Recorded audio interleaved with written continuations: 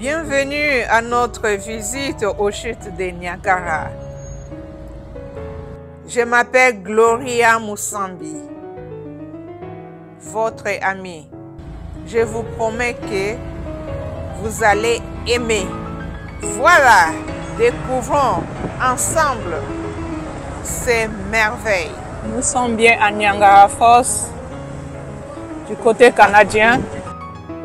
Les chutes de Niagara sont au nombre de 3 et se situent entre les lacs Ontario et les lacs Erie.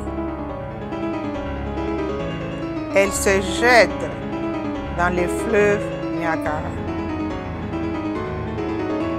Elles se trouvent évidemment entre le Canada et les États-Unis, dans 2 villes appelées Niagara, Ontario et Niagara, New York.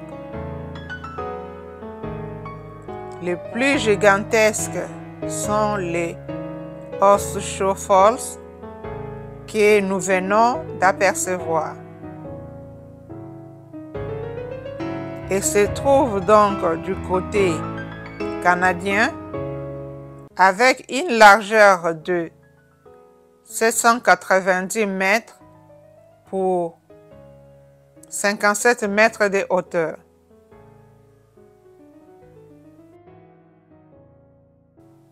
L'impressionnant débit de pointe des Horseshoe Falls est de 6400 mètres cubes par seconde.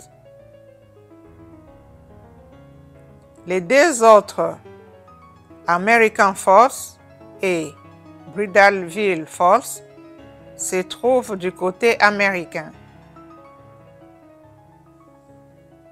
Les visiteurs que vous voyez sont des touristes venus de plusieurs pays du monde pour admirer et apprécier ces merveilles.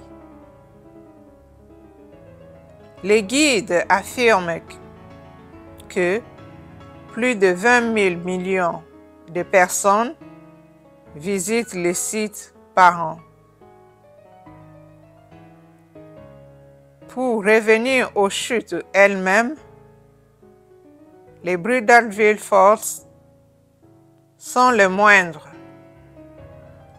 tandis que les American Falls viennent en second avec une largeur de 320 mètres et 34 mètres de hauteur. Parlant du débit d'eau et la largeur de chute, je me suis rappelé que les chutes de Inga sur le fleuve Congo en Afrique centrale ont une largeur de 2,41 km avec un débit de 25 768 mètres cubes par seconde.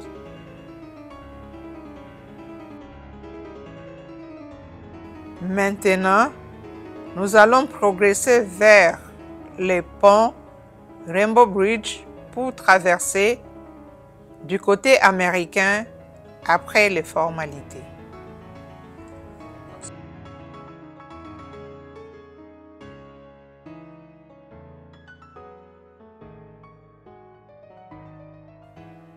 N'oubliez pas de liker, commenter, partager et vous abonner pour ne pas manquer la suite.